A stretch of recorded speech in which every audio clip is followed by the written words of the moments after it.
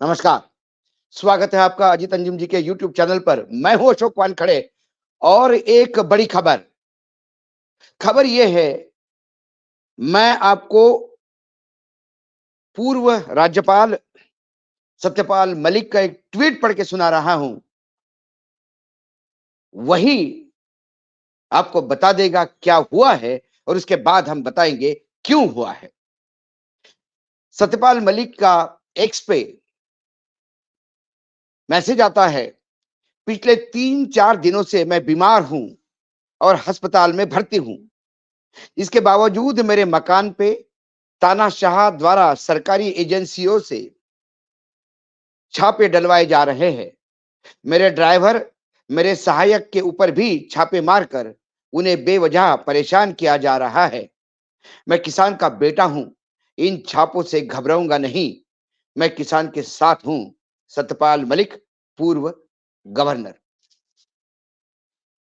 CBI ने सत्यपाल मलिक के दिल्ली के आवास पर और उनके गांव के घर पर भी छापे मारे। उनके ड्राइवर, उनके सहायक सभी छापों के घेरे में आए। सत्यपाल मलिक का दोष इतना है कि वो सवाल पूछते हैं, मानो इस देश में संविधान नए रूप से परिभाषित हो रहा है। जिस संविधान में, जिस लोकतंत्र में सत्ता पक्ष को सवाल पूछना या सत्ता पक्ष की गलतियों को उजागर करना देशद्रोह हो जाता है।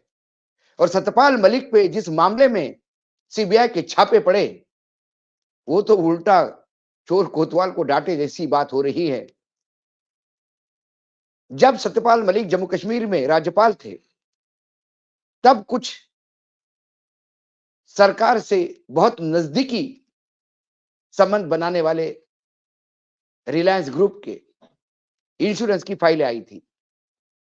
उनकी इंश्योरेंस कंपनी वहां काम कर रही थी और उसको लेके सत्यपाल मलिक को सत्यपाल मलिक ने जब उस फाइल को पढ़ा तो उन्हें लगा कि ये तो टैक्स पेयर्स के पैसे की लूट है।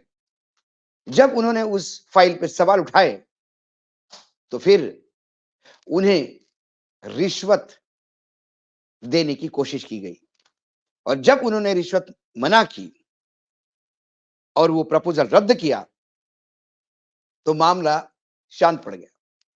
लेकिन सत्यपाल मलिक ने अपने एक साक्षात्कार में इस बात का जिक्र किया।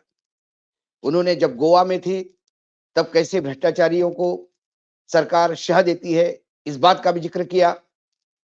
इसी के साथ जम्मू कश्मीर के दौरान वो जो लोग सत्ता में थे और उसमें मतलब वो गवर्नर थे और उस समय जो धांधलियां हुई उस पे उन्होंने सवाल उठाए। किसान के बेटे हैं, जरूर सत्ता ने उन्हें या भारतीय जनता पार्टी ने उन्हें राज्यपाल बनाया, लेकिन उन्होंने राज्यपाल के बनने के एवज में अपना जमीर पार्टी के पास गिरवी नहीं रखा।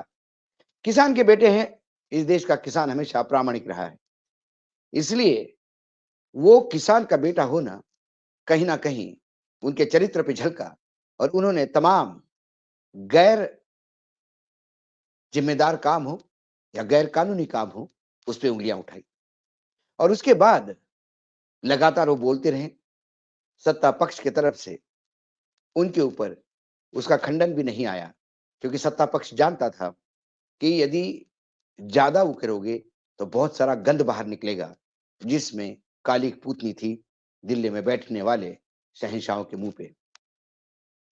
ये मामला उजागर किया भ्रष्टाचार का, गोरख धंधे का, एक स्कैम को सत्यपाल मलिक जी ने, और छापे पड़ रहे हैं सत्यपाल मलिक पे। ये अमृतकाल का भारत है। यहां पर यदि सरकार ने कुछ गलत हो रहा है और यदि कोई जिम्मेदार अधिकारी या ऐसे पद पे बैठे हुए व्यक्ति उस गलती को रोकने का प्रयास करते हैं तो सीधी इनकम टैक्स, सीबीआई और ईडी, ये तीन एजेंसी उसके ऊपर आक्रमण कर लेती है। सत्यपाल मलिक बीमार थे, ये सबको पता था। उनके स्वास्थ्य को लेके कई लोग प्रार्थना भी कर रहे थे, उन्हें अस्पताल में मिलने जा रहे थे। ऐसे क्रूशियल टाइम पे सत्यपाल मलिक पे क्यों दबाव बढ़ाया जा रहा है?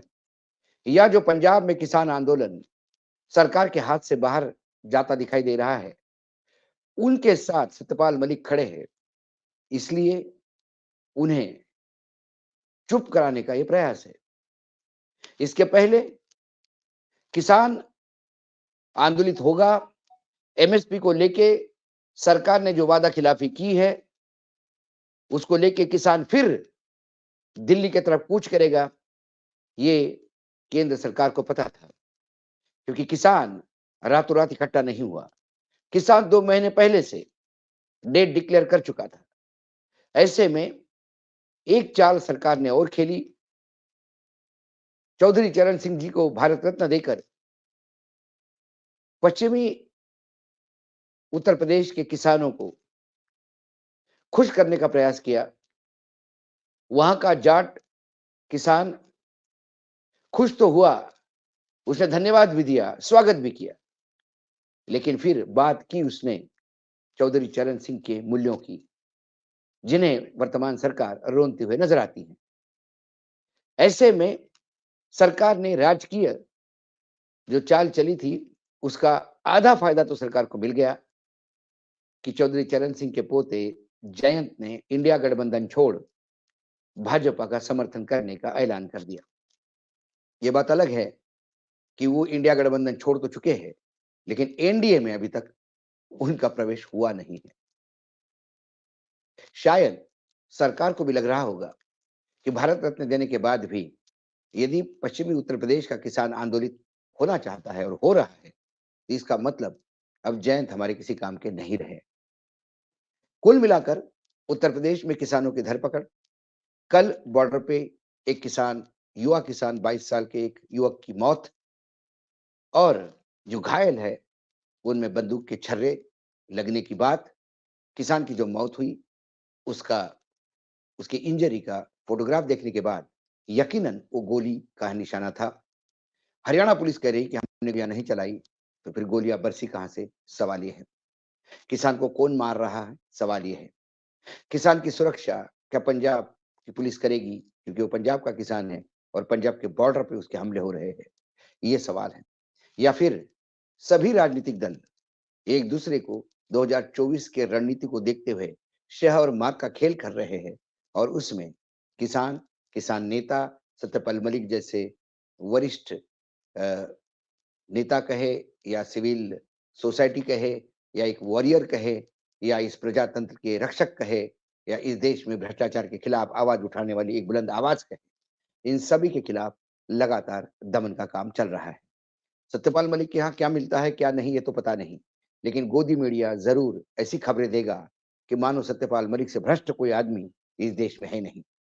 लेकिन सत्यपाल मलिक ने रिलायंस पे आवाज उठाई, उस इंश्योरेंस के स्कैम पे आवाज उठाई, तो सरकार एक्टिव हुई। वहां पे सरकार भी पूछ रही है कि हम पूछना चाहते हैं कि इनको रिश्वत किसने दी, क्या की, इसके लिए छापे डल रहे हैं। लेकिन सत्यपाल मलिक ने एक बात और कही थी, उन्होंने कहा था कि पुलवामा क्या होने दिया गया? पुलवामा ये टाला जा सकता था, सरकार ने इसको टाला क्यों नहीं? इस सवाल पे सरकार चुप्पी छाती बैठी है। या एक दिन फिर सत्यपाल मलिक पे ही आरोप लगे कि वो आरडीएक्स उन्हीं के द्वारा लाया गया था पाकिस्तान से, तो आश्चर्य नहीं होगा, क्योंकि कई सवाल ऐसे हैं जो लोगों के ज़हन में हैं, लेकिन फिर हर आदमी अपनी एक सीमा में रह के बात करना चाहता है। बहुत कम लोग हैं जो सर पे कफन बाँध के निकलते हैं, सत्यपाल मलिक एक उनमें से हैं। आज उनके यहाँ सीबीआई की रेड तो हुई, आज सीबीआई की रेड के बाद हो सकता है ईडी भी एक्टिव हो जाए, क्योंकि सीबीआई में तो क्लोज़र रिपोर्ट भी लगती है और सीबीआई में ज़मानत भी मिलती है। यदि सत्यपाल मलिक को 2024 तक जेल में रखना सरकार ने तय ही किया है, तो यकीनन सीबीआई ऐसे कुछ कागज बताएगी, जिसके चक्कर में ईडी भी एक्टिव हो जाएगी। ये बात अलग है कि ईडी ने जितने लोगों को अभी तक घेरा है, उनमें से बहुत सारे लोग बेल पे निकले, और जब बेल मिली, तो जज साहब ने यही कहा बेल देने वाले कि ईडी का केस बना कैसे?